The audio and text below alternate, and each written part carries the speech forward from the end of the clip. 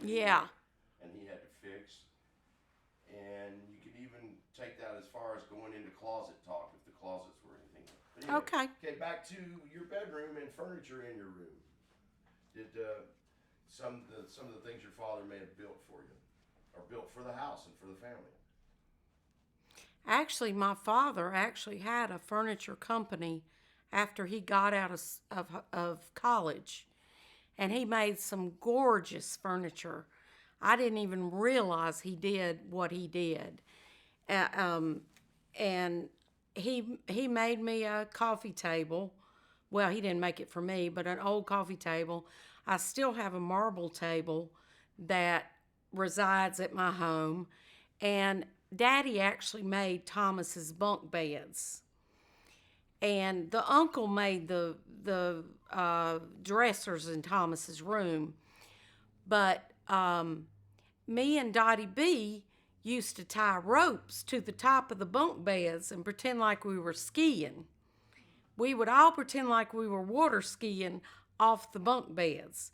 And I remember my mother saying that when he was making the bunk beds, he would come up and rub my mother's face and say, I don't have the wood quite as soft as your face. I'm going to go back and sand it more.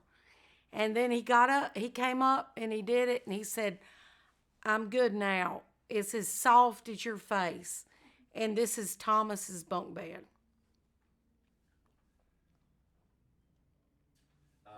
Now, Dottie was sharing a story about some one particular night where and Thomas referenced it as well, where she was taken from the playroom or the sanctity of the bedroom between with you and brought into the parents' room. But were there noises in the house that scared you, or were there any particular noises you remember as a child, and any you might have been a part of? Dottie B used to dare me to do the siren noise. She would sleep on a cot beside me, beside my single bed, and she would dare me to do the siren noise. And for some reason, Mom and Daddy would come and get Dottie B out of the bed, make her sleep with them. And I don't know why they didn't get me, but thank God. But it was just it was just crazy, and she would dare me every time to do the siren noise. And since you were in bed and you didn't get time out for that, but Dottie got the timeout. What can you describe some timeout elements in the house, or a particular chair that everyone had to go hang out in? Oh, I'm sitting in it right now. This is the mean chair. The Start over. Did you clip me a Oh, little bit? sorry, Okay, sorry, sorry. go ahead. This chair, when you start with this. Go ahead. This chair sat over there, right over there, and we were always put in there when we were mean. And I remember one time, I don't know what I did, but my mother wanted to spank me. And she put me over her lap and she said, just pretend like you're crying. Make your brothers and sisters, make your brothers and sisters think that you're crying. And but we spent so many hours in the mean chair right here. Can you still do the siren noise? Can you still do the siren noise? Let's try. Say,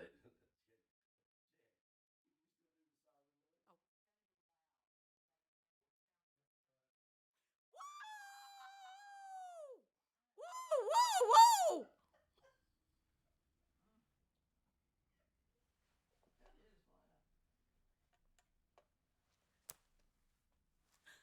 take a drink of wine and do it again, man. Will you?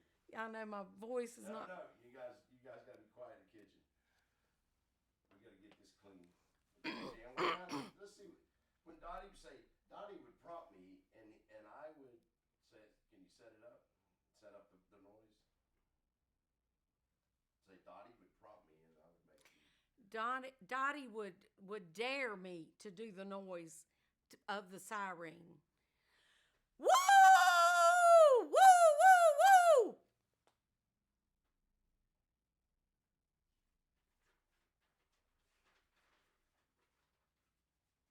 Now, as far as it was a family unit here. You ate together most of the time. Did you guys share in the chores? And can you describe how the chores were broke up between the children and in the house? We'd take turns being the hopper. And I do remember being at the table, and we used to make fun of it, so we would hop into the kitchen, getting everything for everybody. And we got kind of silly, but everything was just kind of fun here. And we would hop on one leg and get everything that anybody needed. And we just took turns. I think it was I think every day was a different child. And then, of course, the most wonderful day was when Toby would come, our house assistant, who is part of our family that has passed away now, which we miss dearly. And she would cook for Mama and Daddy, and she made the best stewed potatoes ever. And then she would cook us something, and she would come on Wednesdays, and she was a dear, dear friend, almost a mother to us. Do you want to talk about how long you knew Toby? How long it said it start from the time I knew Toby? I knew Toby probably all my life. I'm 55 now. Toby died probably 10 to 15 years ago, but she was just a dear, dear woman that my mother met and helped her out, and then she became our housekeeper, and she was just a dear, dear person to our family, and her whole family is like our family now. You want to talk about holidays here at the house? Speaking of family and how crowded this room or this house, was it big enough at holidays? By holidays, I mean all of them, not just Christmas. Mom and Daddy's table at Thanksgiving,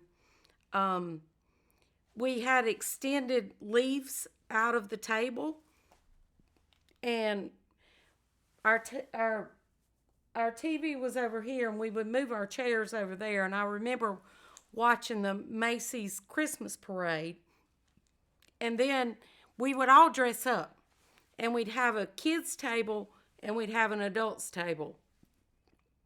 Mama always liked name tags, so she would put names at different places.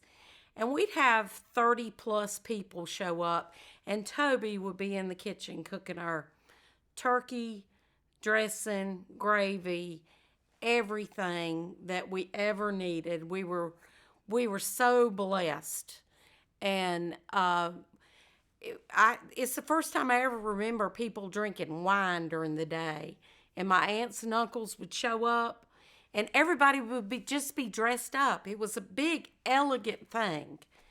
And the dinner was fabulous. And then we would go over to my grandmother's, my meemaws, and we would take the turkey, and I don't know why we didn't eat it all, but anyways, my grandmother had a grinder, and we would grind the turkey up, and then everybody got some leftover turkey, and it was fabulous. I'm glad you brought up Meemaw. We forgot to touch on her yesterday. Yeah. Yep. Or Lisa remembered, rather. Yeah.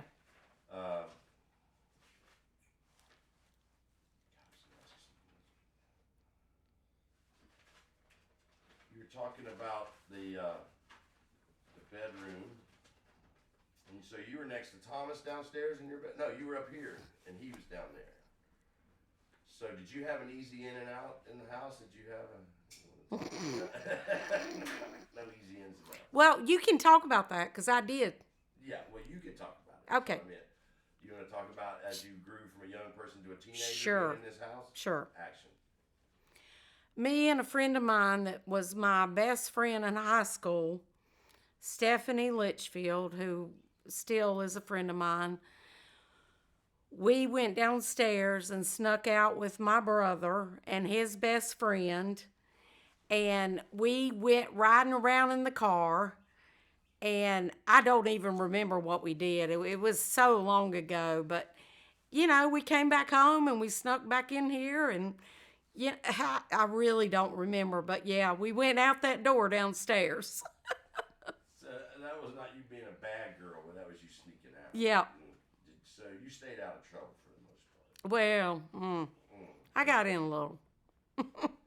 Well, did your friends in the neighborhood come over much, and were there sleepovers here, or was that just more like for the family? There were sleepovers here awesome. I mean, often for me. Start again. Start over from the Okay. top. Go. 1, 2, 3.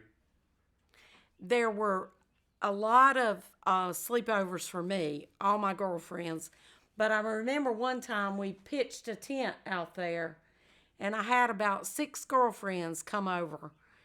And of course, we had boys show up in the back. And, you know, nothing ever went on. I mean, we were like 6th or 7th grade, but it still was like, oh, you know, kind of crazy, but fun. But I don't remember Lisa or Thomas having a lot of sleepovers. Now, I knew what I was going to ask you, and I hit a blank spot. You're talking about the hopper, the chore of the hopper. Mm-hmm.